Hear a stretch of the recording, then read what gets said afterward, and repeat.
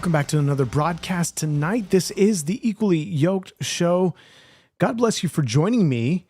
You say, tell the wife, Happy Mother's Day. Honey, Dead Man Lives says, Happy Mother's Day. Dead Man Lives says, Happy Mother's Day.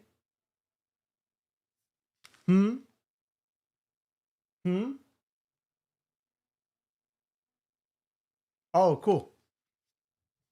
She will be in the comments. Thank you, brother. Appreciate that. By the way, so we've got a lot to cover. And for those that are just joining in, thanks so much for being here. Look, we're going to be going over just a couple of different things today. And I think all of this stuff is very important as we just gear up to get all this started. And we're so grateful that you are joining us again for yet another broadcast. And we're going to keep it a little bit short. We're going to try to wrap these things up fairly quick. I mean, we all got work. It's Monday. Not too happy of a camper. We all got to work. But that's just how things are, right? Yeah. Love to remind people of work because I have to remind myself of work, despite the fact. American energy dependence or independence depends on how we want to frame that sort of sentence. Want to know your thoughts concerning all that we're going to be covering over today? Email me your thoughts, freedomandequallyyokeshow.com. Let me also know what you think in the chat. And for the mothers that are joining me, for the mothers that are awake at this hour, Happy Mother's Day. God bless you. May your children rise up and call you blessed, and your husband also. Wonderful day of celebration to think on all of the things that we can cherish and celebrate and just hold near and dear to our hearts. A nation that wouldn't be brought forth without mothers, if you think about it. We all come, the men, the women, we all come from our mothers. Astounding. So when it comes to America and where America is and the sort of dominance that we hold in the world stage, whether it be here looking at Virginia and the redistricting that is happening there, there's so many.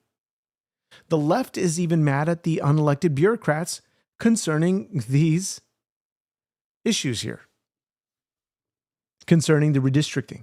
They are mad. They're mad that we, conservatives, or even people that don't have a party, the independents, are siding with the law. Okay, we're going to touch on that in another topic, another day. However, but the objectives of, say, the Iranian conflict. The Iranian conflict and what has changed, the objectives, this has not changed. Since the very beginning, Trump held the same position. Iran must not have a nuclear weapon. Guys, I want to know your thoughts in the chat. Iran must not have a nuclear weapon. We know this to be true. And he's said this time and time again. We're going to play some couple of tapes for you. But Iran must not have a nuclear weapon. They are allowed, if they were allowed to continue with nuclear enrichment, they will eventually have the ability to create a nuclear warhead. How imminent were they? Some said 2 weeks. Some said a couple days. Some said now. The answer never seemed clear. But the reality was that they had enough uranium already. Let's play this piece of tape here. Okay, let me get my audio situated here.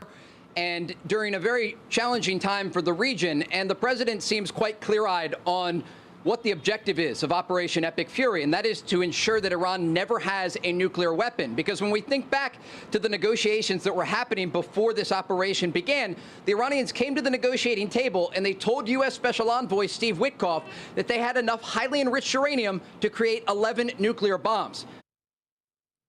This was always the plan, and this plan has never changed. There's even clips of Benjamin Netanyahu saying since 2016 that actually Trump has been telling Benjamin Netanyahu anytime that he would visit Donald Trump, he would always say, Iran must not have nuclear weapons. Now, with all of that sort of coming to a close, we're also seeing the potential of this conflict with Russia and Ukraine, the war, possibly coming to an end. This is what Vladimir Putin said just hours ago, actually.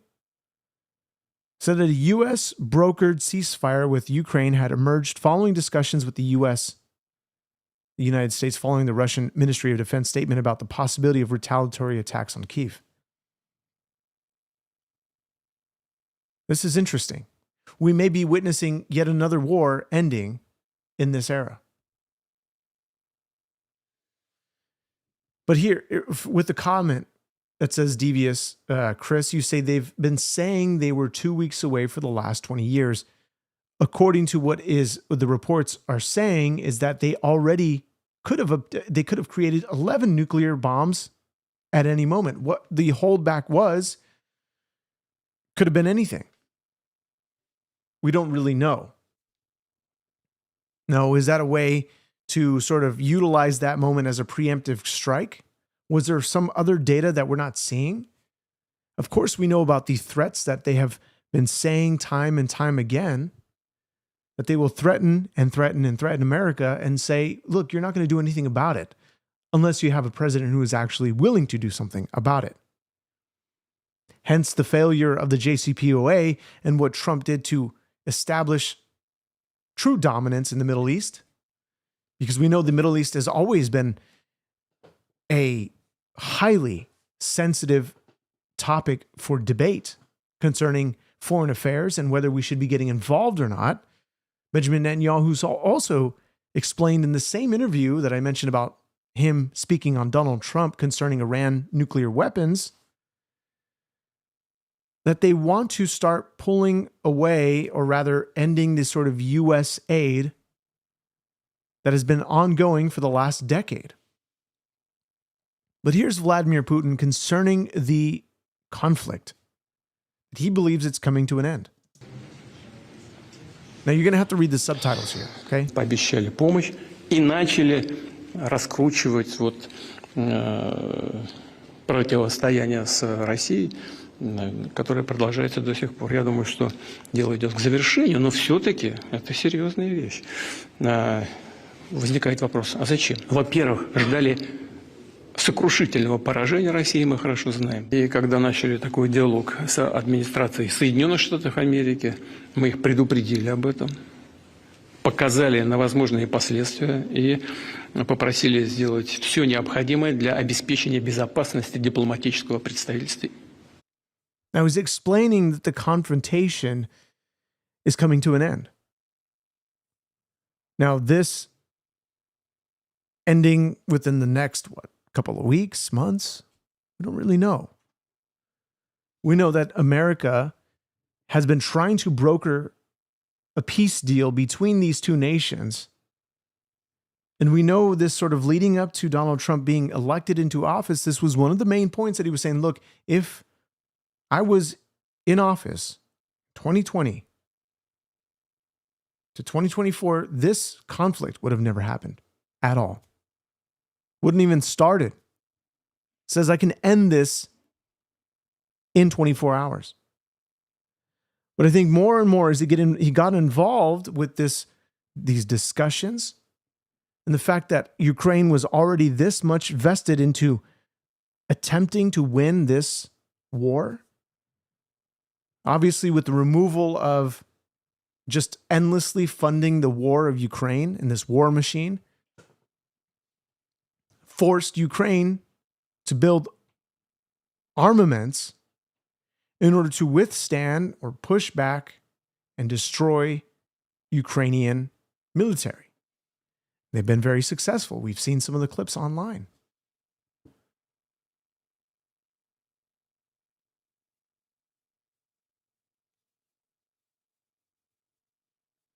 But you say, Charlie, by the way, you said Iran has been a war terrorist group since the late 70s. I'm surprised they lasted all these years. The reality is, and how America is beginning to sort of tear itself apart from within is a bigger issue. And the bigger issue lies within Islam. So yes, they make all these threats, and whether these threats are empty, we actually know that they've had a long-term plan. And this long-term plan is what we see what happened with the Democrat Party and how they really turned America into a great political divide, where we see presidents like Donald Trump who are pro-American, who have pro-American ideas, enforces these ideas, brings these ideas into executive order. And these things are considered heretical. These things are considered anti-American. And we should allow the world we should invite the world into our country and allow them to prosper while the Americans suffer tremendously. But this war within concerning Islam is getting worse by the day, by the year. Each election cycle, we see this time and time again with Democrats who are backing themselves or who are getting endorsements from Islamic parties. For example, Tom Steyer. We're going to get to him in a moment, but what's interesting about what's happening in California, we saw obviously what's happening in New York. New York has most certainly fallen. We're seeing this rise of democratic socialists. But Tom Steyer, and what we've been seeing also with Javier Becerra, his leap over billionaire Tom Steyer has sparked a series of anti-Becerra media spots and news releases from Steyer. They cite a scandal in which campaign aides Becerra have been accused of diverting money from one of his accounts and raising allegations that he lost track of millions of migrant children when serving as health and welfare secretary under Joe Biden. And so Becerra, of course, gaining some popularity. We have Tom Steyer, who is actively involved in pushing his own money. Billionaire Tom Steyer, the same billionaires that AOC, her own party, is against. But Tom Steyer was just endorsed, and you can see this on his website. Let me show you, okay? This is important. Let me show you what this looks like. Tom Steyer endorsed by Care Action for California governor. Very important to understand how grave a concern this is. This concerns us for those who live in California, not even just for those who live in California, because we know what happens in California will most certainly follow suit amongst other states. And so this is a quote from Steyer. He says, "I'm thankful for CARE's action support and for the work they will do, for the work they do to mobilize Muslim voters, support new leaders, and push for policies that enable communities to thrive." But look, we didn't just see, this is not just for communities to thrive. We saw this in Texas. The Texas city cancels Muslim event at water park under pressure from governor because this was a Muslim-only event. So in a letter, Greg Abbott said to cancel the private El Adha event scheduled for June or lose $530,000 in state grants. But why? Okay, so it says the flyer for the annual event, which was first held in 2024, initially described it as a Muslim-only event. And so this is not what America is for. We don't segregate into our own communities. There's a danger in that. Teddy Roosevelt warned of this. Okay, Teddy Roosevelt warned of this nonsense. You begin to see people segregate into their own communities, to their own neighborhoods. Okay, and so this is why this is important. Now, let me just play this piece of tape because I think it's going to be eye-opening as to what we're looking at here, what we're facing. You might be astounded. I'd like to know your thoughts. Let me know in the chat. Thursday, this last week, imams are like pastors in Christian churches. Imams are the teachers that preside over a mosque. A mosque practices Islam, which practices Sharia. Sharia is diametrically opposed to constitutional republic. You live in a constitutional republic. The imams are telling and will tell their congregants at their mosque, you will vote for Tom Steyer. You are voting for Tom Steyer. It's not a choice for them. They have to obey. Because it's not constitutional to them. It's Sharia. You think I'm making this up? No. Put this on the screen. Tom Steyer just posted this on Thursday night. Tom Steyer for governor. CARE Action endorses Tom Steyer for California governor. Who said that?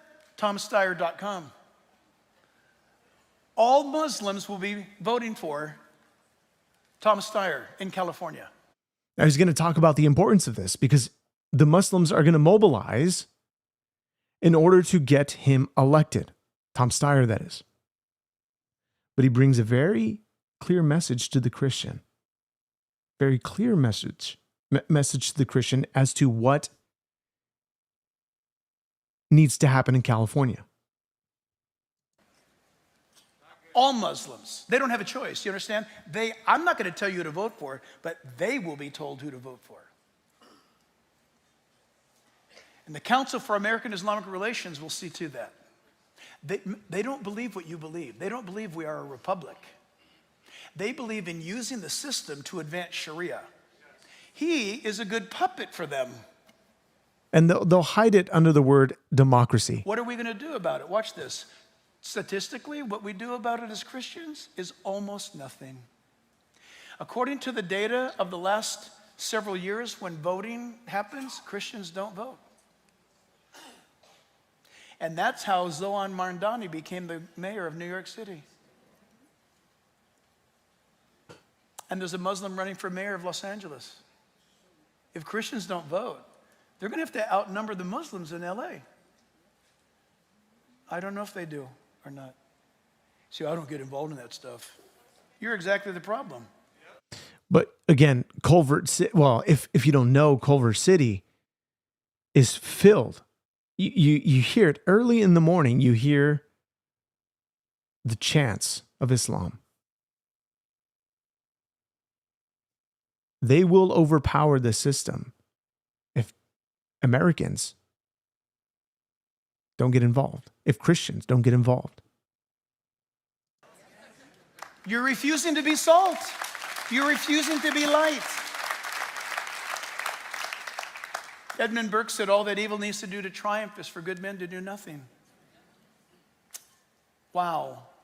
Ladies and gentlemen, if you love your freedoms, and if you're old, old people like me, well, I fought the battles, I'll leave it to the next generation. Do you have kids? Do you have grandkids? We have to fight for them. But friends, listen, if you have any doubts as to how we should vote, start now paying attention to what's happening in New York City.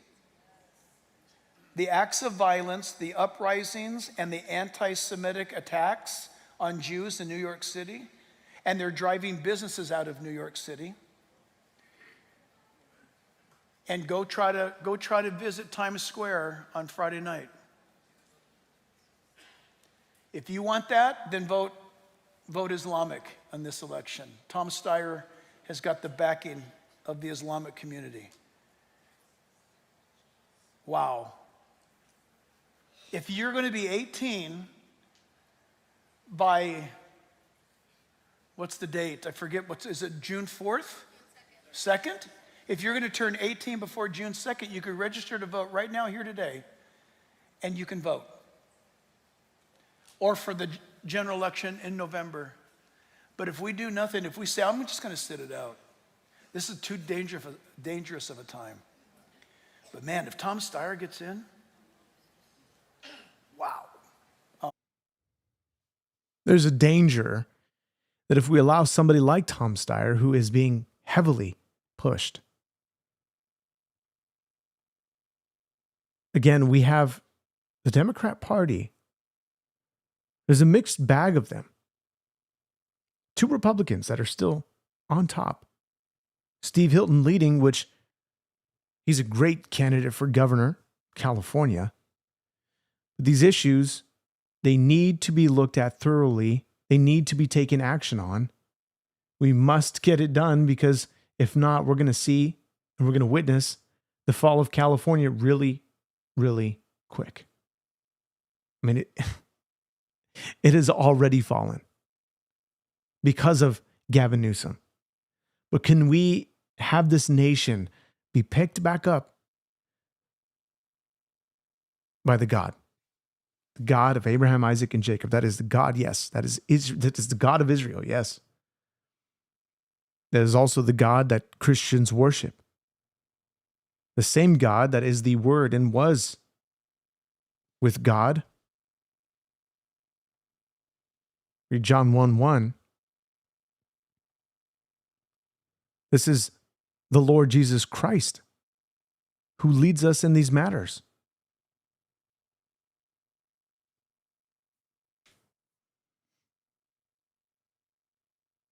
We are called to be the salt, and we must be that salt by taking action. We cannot sit idly by and let this slip under our noses. For those that live in California, get out, get voting.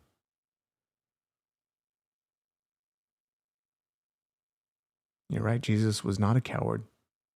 He was flipping tables because of what the religious leaders were doing. And these religious leaders were also in charge of the politics too. Guys, I think we need to get involved. I know we need to get involved. And if we don't get involved, this is going to turn around. And we're going to sort of angle our trajectory to a faster downfall. So you'd think liberals would hate Islam the way they say they hate pedos. Yeah, well, you actually side with them. You're right.